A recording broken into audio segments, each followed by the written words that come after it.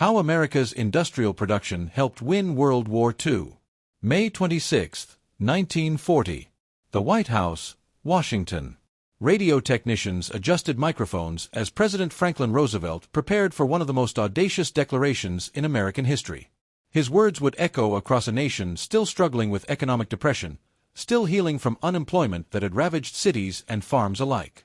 "We must produce 50,000 aircraft within the next 12 months, the president declared. 50,000 combat planes to defend democracy itself. Across the Atlantic Ocean in the Reich Chancellery in Berlin, German military advisors gathered the transcripts of Roosevelt's speech. They studied the numbers with a mixture of amusement and dismissal. When they presented the translation to Adolf Hitler, his advisors assured him this was merely American propaganda, nothing more. No nation could produce such numbers, they told him. The Americans built fewer than 3,000 military aircraft last year. This is impossible fantasy designed to frighten us. Hitler accepted their assessment. The mathematics seemed to support their skepticism. In 1939, American military aircraft production totaled just under 3,000 planes. The infrastructure barely existed. The workforce had no experience. The factories were designed for automobiles, not bombers. Yet Roosevelt had just promised to increase production by more than 1,600% in 12 months. The German High Command dismissed the threat as desperate bluffing from a nation that lacked both the industrial capacity and the national will to transform itself into a military power. What neither Hitler nor his advisors understood was that they were about to witness the most spectacular industrial mobilization in human history. The sleeping giant Roosevelt spoke of was not America's military might, but its industrial capacity. The automobile plants of Detroit, the shipyards of California and Oregon, the steel mills of Pennsylvania, the aircraft factories spreading across the nation would soon demonstrate productive power on a scale that defied every assumption of warfare. The Germans had studied military strength. They had planned for tank divisions and infantry battalions. They had not planned for what was about to emerge from American factories. December 7, 1941, Pearl Harbor, Hawaii. The Japanese attack thrust America into global conflict. But while the military scrambled to respond, something far more significant was already underway across the American industrial landscape. The conversion had begun months earlier, accelerating with each passing week. Automobile assembly lines were being torn apart and reconfigured. Factory floors were being redesigned. Workers were being retrained. The greatest economic transformation in modern history was gaining momentum. William Knudsen, former president of General Motors, had been appointed by Roosevelt to lead the industrial conversion effort. In early 1941, Knudsen made a phone call that would change the course of the war. He called K.T. Keller, president of Chrysler Corporation. "Mr. Keller, can Chrysler build tanks?" Keller's response was honest and direct. "I don't know. I've never seen one, but if you give us the specifications, we'll figure it out." Within weeks, construction began on what would become the Detroit Arsenal tank plant. Architect Albert Kahn, who specialized in industrial design, created plans for a facility unlike anything previously built. The main structure would cover 113 acres. In some areas, the walls would be 3 feet thick reinforced concrete, designed to withstand aerial bombardment. The assembly line would revolutionize armored vehicle production. But the most remarkable aspect of the Detroit Arsenal was its timeline. Ground was broken in winter of 1940 to 1941. The first M3 medium tank rolled off the assembly line on April 24, 1941. The factory walls weren't even finished yet. Workers cheered as the tank, fully armed and operational, fired its guns and crushed mock obstacles in a demonstration broadcast across the nation. The speed stunned military observers from allied nations. British tank production required extensive hand-fitting and customization.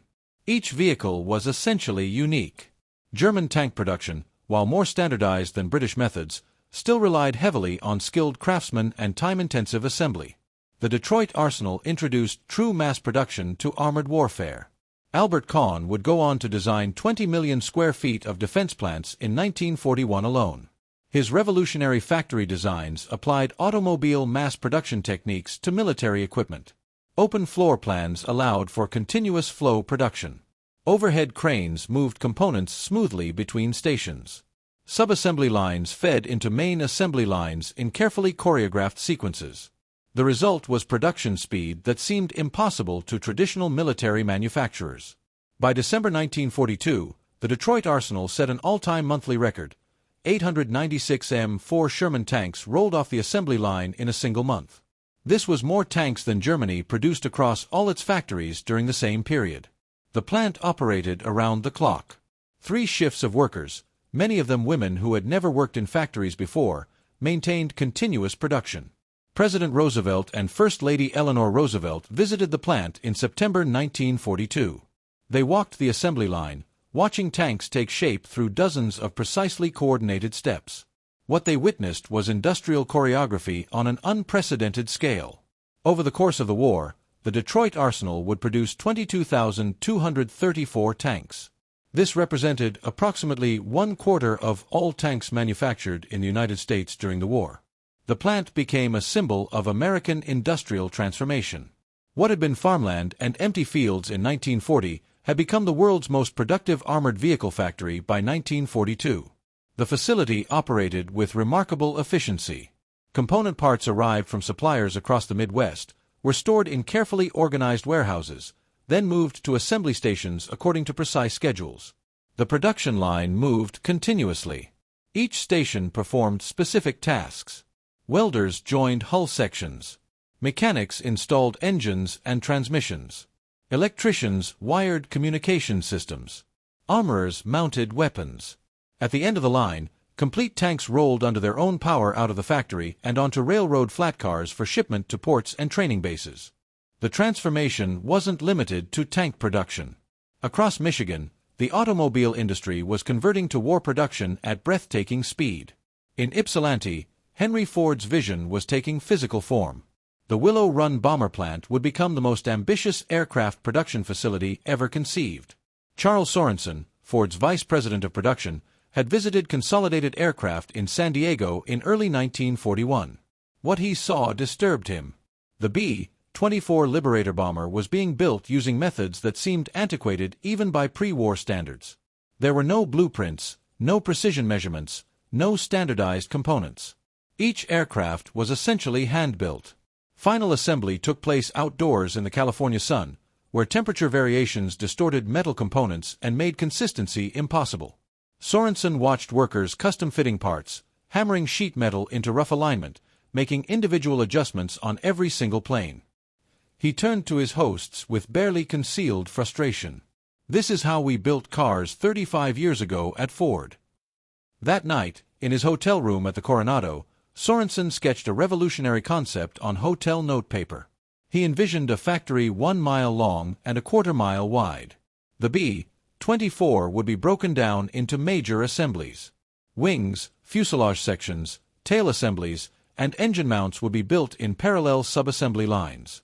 These components would then converge on a main assembly line where bombers would come together with the precision and speed of automobile production. Sorensen's sketch, initialed by Edsel Ford and his team the next morning, became the blueprint for Willow Run, a factory so ambitious that skeptics immediately dubbed it "Will It Run?", questioning whether Ford could possibly make good on such outrageous promises. Construction began in spring of 1941. The federal government contributed $200 million. Ford contributed engineering expertise and management. The facility that emerged was unprecedented in scale, 3.5 million square feet under one roof.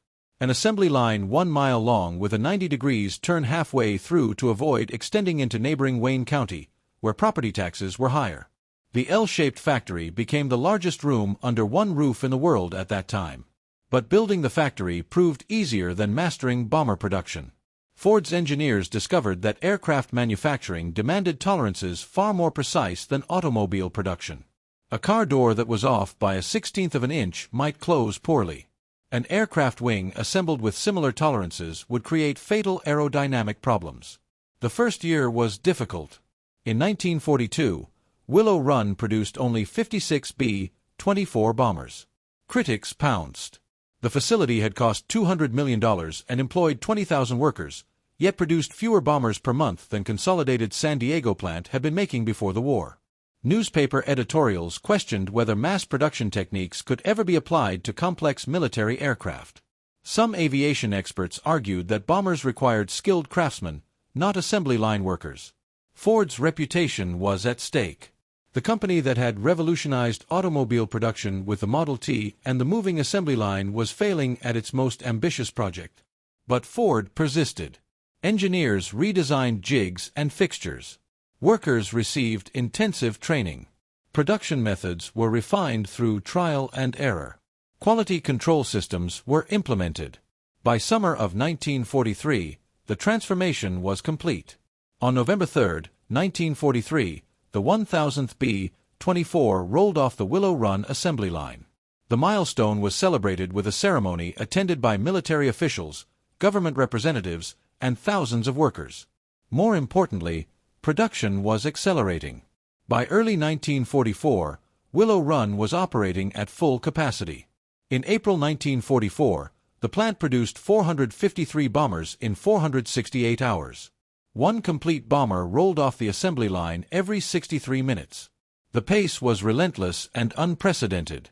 The workforce at Willow Run reflected the social transformation sweeping through American industry. By the end of 1943, 42,000 workers labored at the plant. Women comprised a significant portion of the workforce. These were not women who had worked in factories before the war. They were housewives, teachers, secretaries, shop clerks who had answered the call for defense workers. They learned to rivet aluminum sheets, install electrical systems, operate precision machinery. The government launched massive campaigns to recruit women into industrial work. Rosie the Riveter became the symbol of female war workers. But beyond the propaganda posters, real women were mastering complex technical skills and maintaining production schedules that military victory demanded. The scale of social change was remarkable. In 1940, unemployment had stood at 14.6%. By 1944, unemployment had fallen to 1.2%. The economy had achieved full employment. But more significantly, approximately 6.5 million women entered the industrial workforce during the war years. These women worked as welders, machinists, crane operators, inspectors, and supervisors. They handled jobs that had been exclusively male domains before the war. The change wasn't limited to gender. African Americans also found unprecedented opportunities in defense industries. The Great Migration accelerated as black workers moved from the rural South to northern industrial cities seeking defense jobs. While discrimination persisted, the urgent need for labor opened doors that had been closed before the war. The numbers tell a story of transformation that went far beyond military production. 24 million Americans relocated during the war years, seeking defense work, military service, or opportunities in booming war industries. Cities like Detroit, Los Angeles, Portland, and Seattle saw their populations surge. Housing shortages became acute. Government authorities rushed to build temporary housing for defense workers. Trailer parks, dormitories, and prefabricated housing units sprouted near major factories. The social fabric of America was being rewoven by the demands of industrial mobilization. At Willow Run, production continued to accelerate through 1944 and into 1945. By the time the last B-24 rolled off the assembly line in June 1945, the plant had produced 8,685 bombers.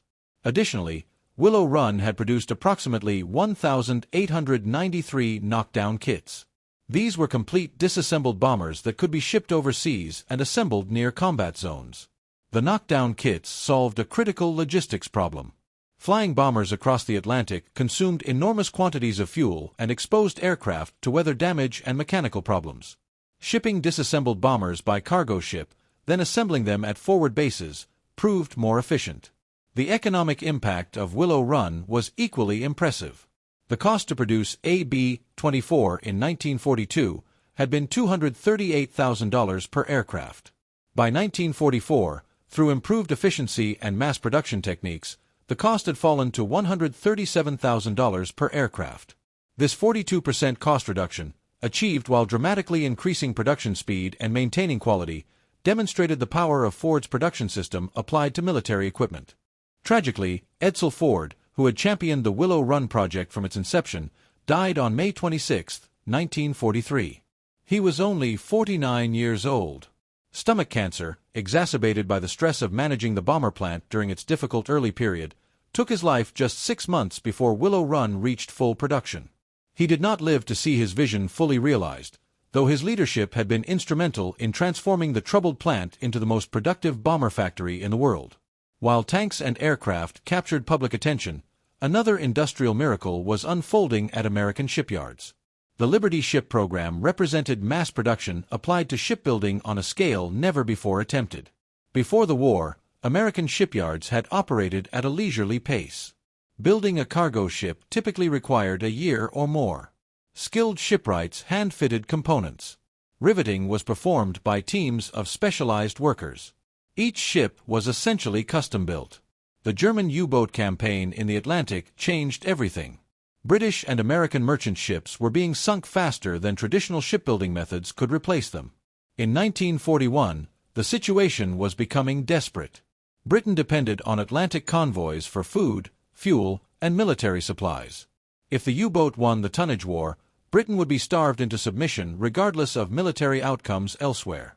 Henry Kaiser, a construction engineer who had built dams and highways but had never built ships, proposed a radical solution. Standardize the design, prefabricate components, use welding instead of riveting, apply mass production techniques to shipbuilding. Traditional shipbuilders were skeptical. Ships, they argued, required craftsmanship that couldn't be mass-produced. Kaiser disagreed. He believed that breaking shipbuilding down into standardized steps, training workers in specific tasks, and coordinating the assembly of prefabricated sections could dramatically increase production speed.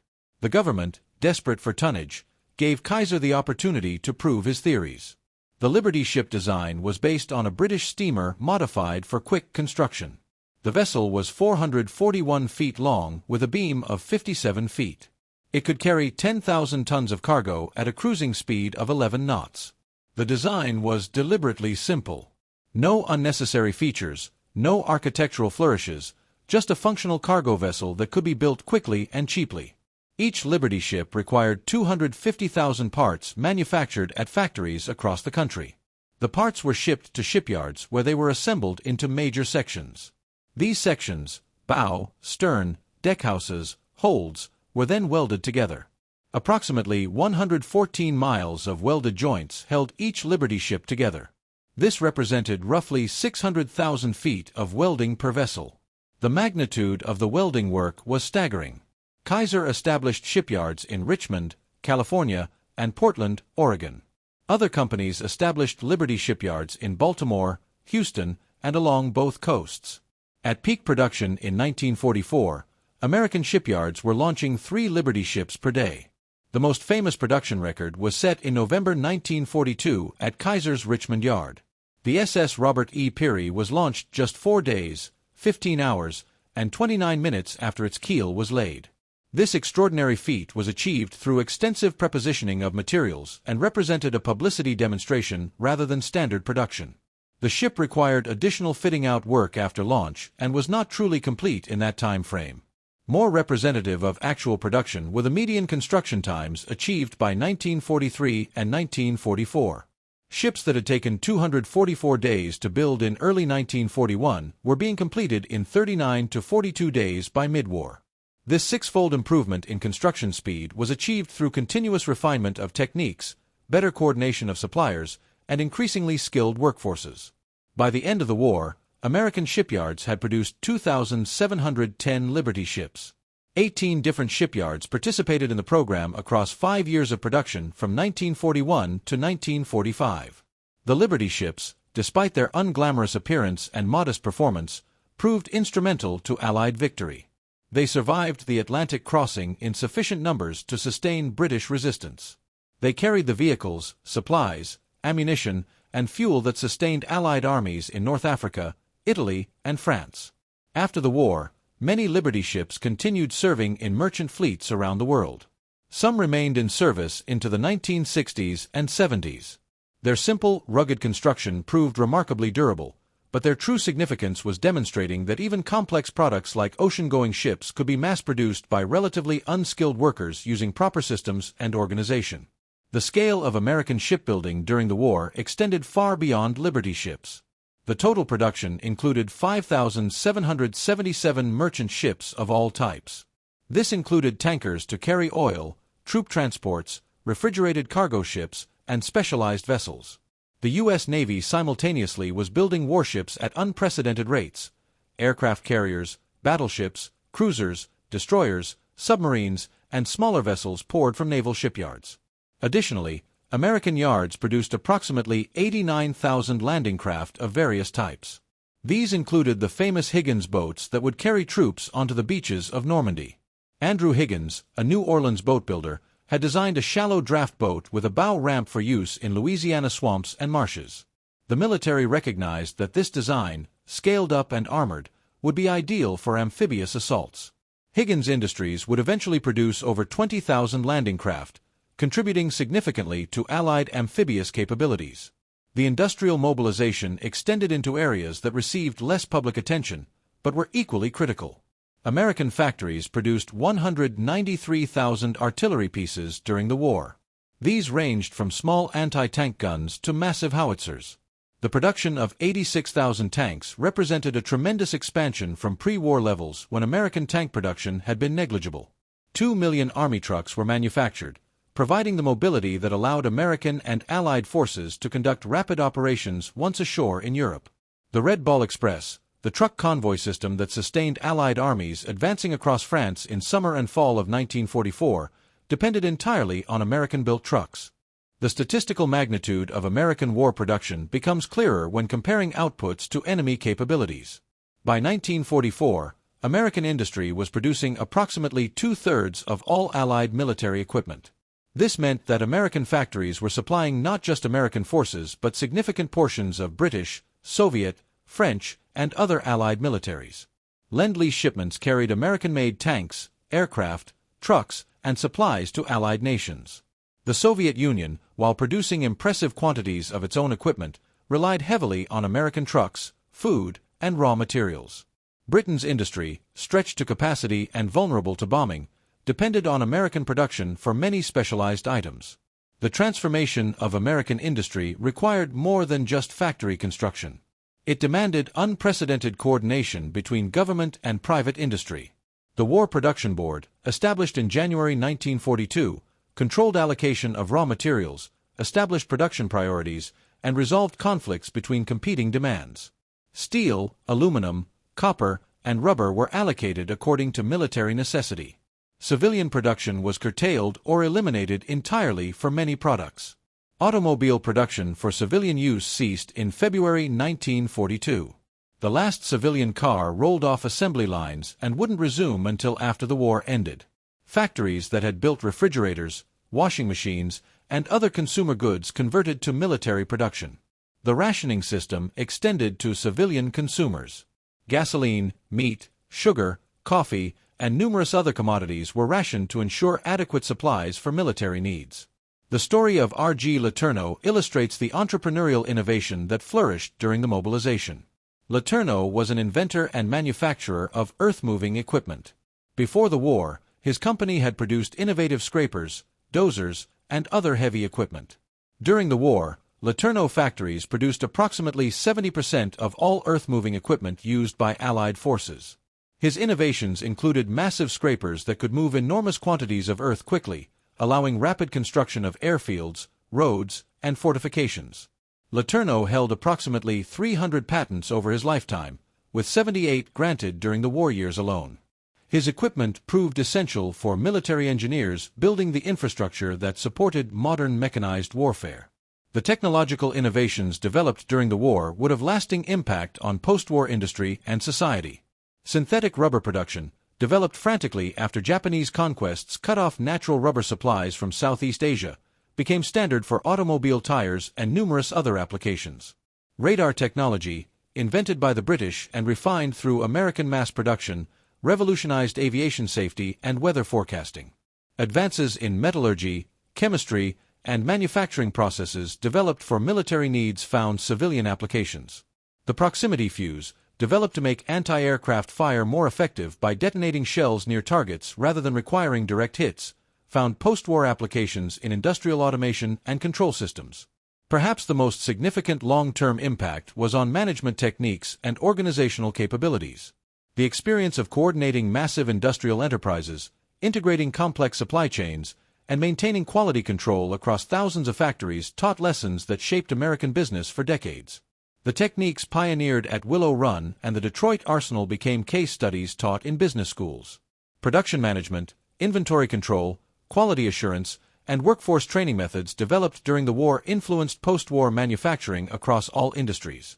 The scale and complexity of wartime production forced innovations in management that might not have emerged for decades under peacetime conditions. The human dimensions of the mobilization were profound and lasting. The experience of working in defense plants gave millions of Americans new skills, new confidence, and new aspirations. Women who had mastered complex industrial jobs during the war often found the return to purely domestic life unsatisfying. While many women did leave factory work when men returned from military service, the experience had demonstrated capabilities that couldn't be forgotten.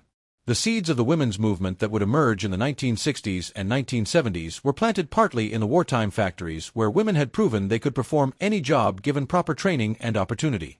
For African American workers, the wartime experience was similarly transformative.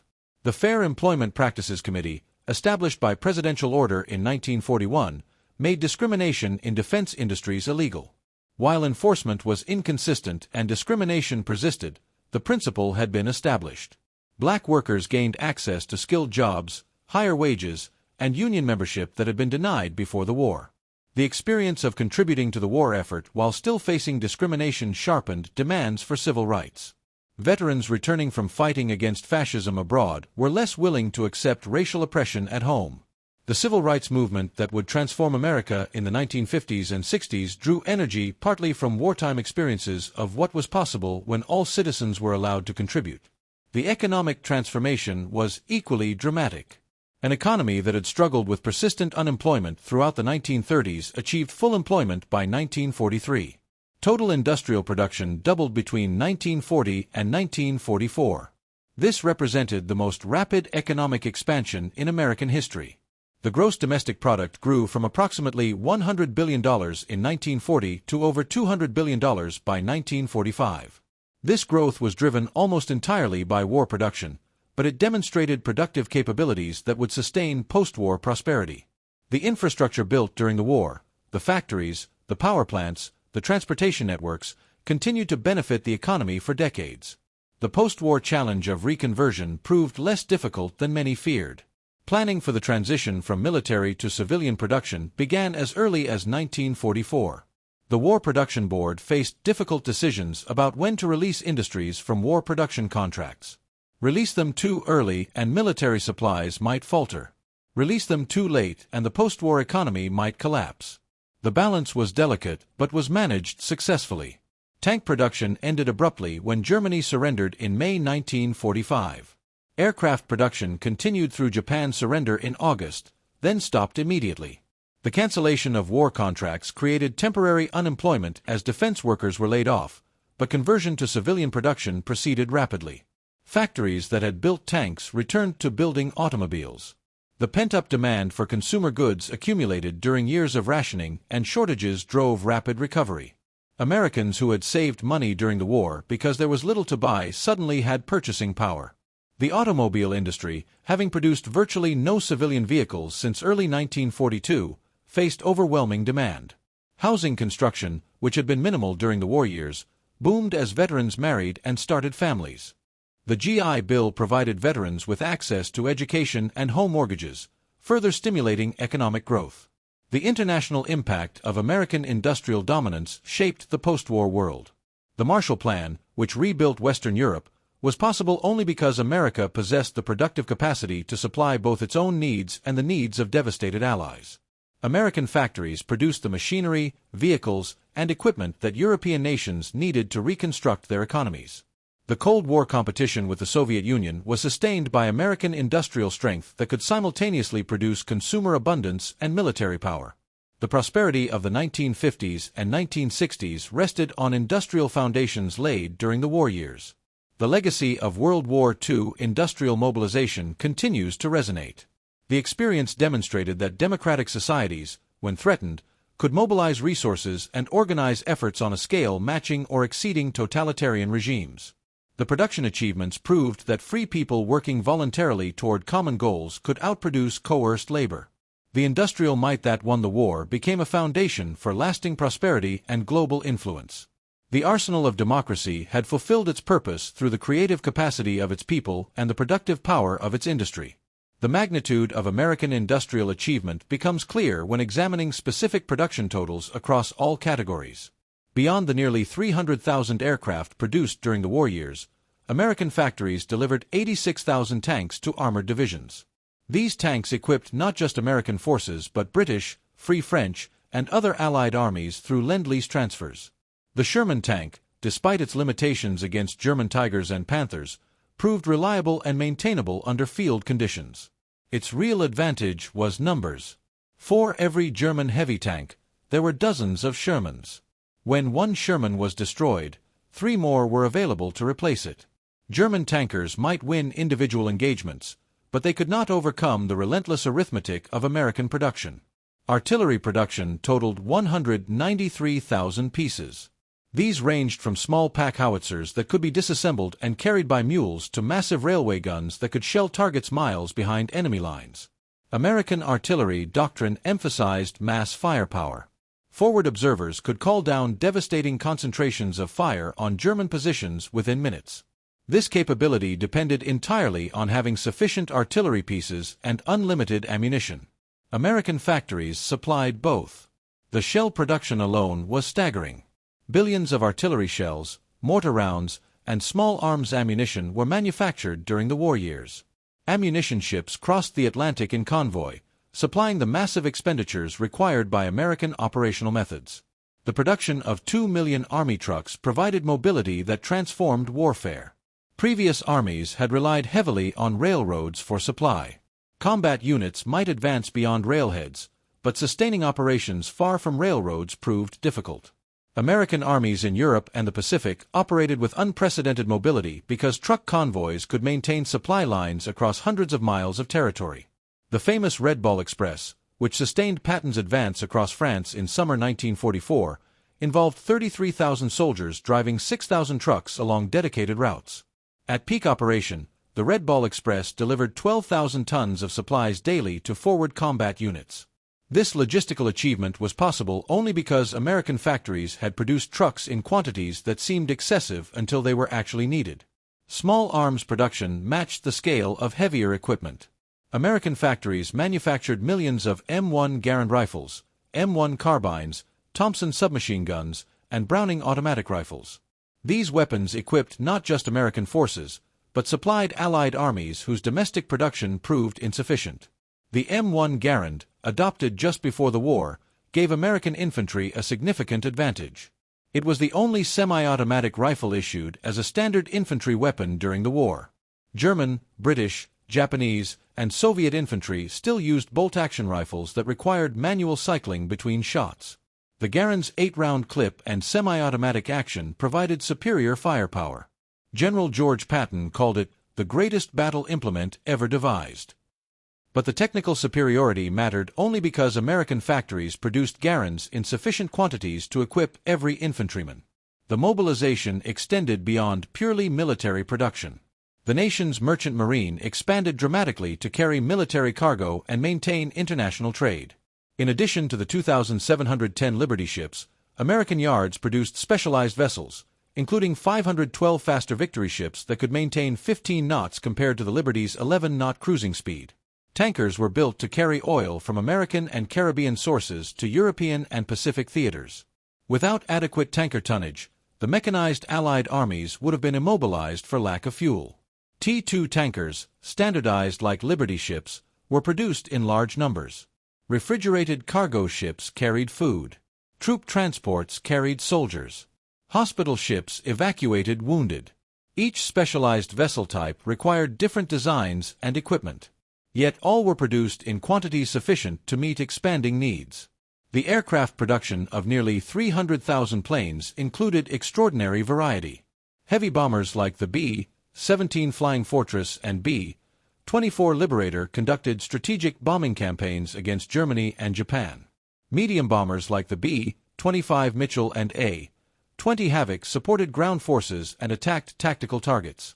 Fighter aircraft, including the P-38 Lightning, P-47 Thunderbolt, and P-51 Mustang, provided air superiority and ground attack capabilities. Naval aircraft operated from the rapidly expanding fleet of aircraft carriers. Transport aircraft like the C-47 Skitran carried paratroopers into combat and supplied isolated units. Training aircraft taught hundreds of thousands of pilots the skills needed for combat. Each aircraft type required different tooling, different components, different assembly techniques. Yet, the industry managed to produce all these variants simultaneously, while continuously improving designs based on combat experience.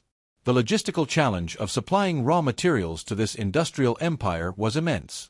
Steel production expanded to meet military demands while maintaining essential civilian needs.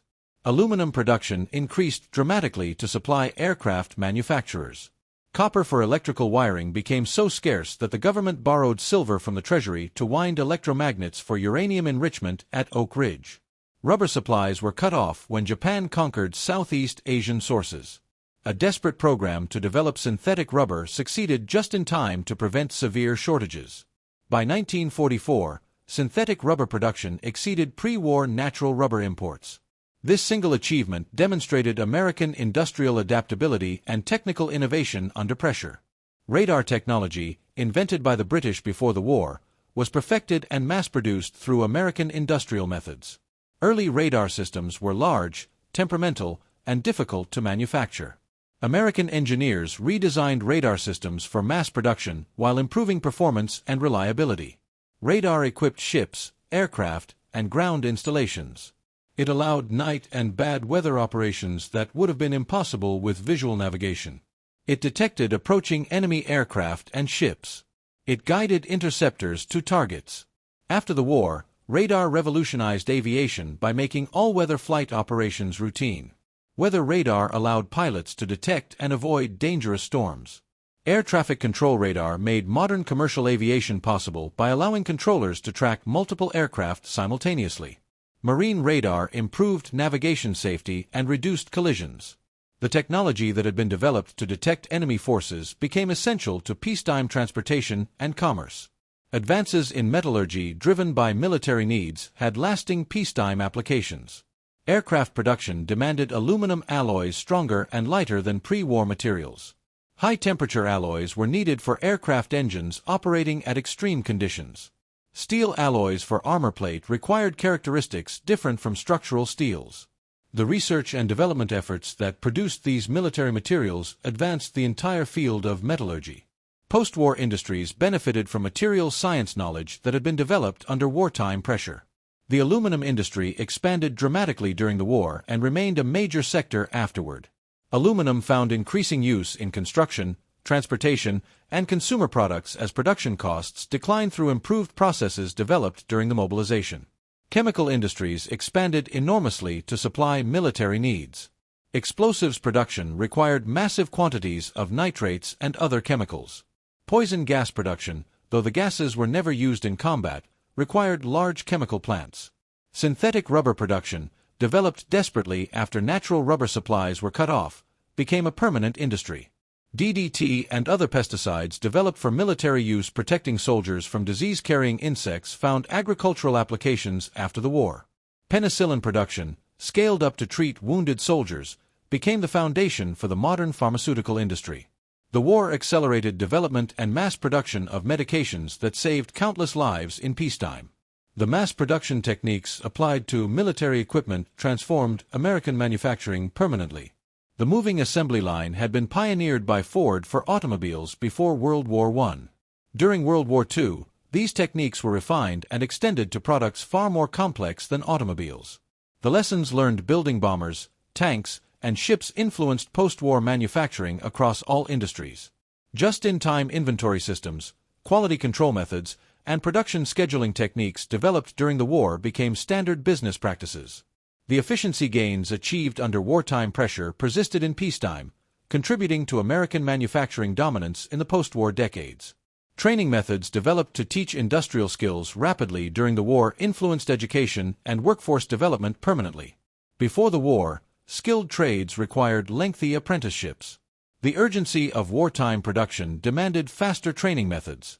Technical schools developed intensive courses that taught specific skills quickly.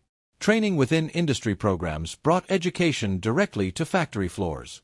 Visual aids, hands-on practice, and structured curricula replaced the informal mentoring that had characterized traditional apprenticeships. These training innovations proved effective and were retained after the war. Community colleges and vocational schools adopted methods developed during the mobilization. The GI Bill, which sent millions of veterans to college, created demand for expanded educational capacity.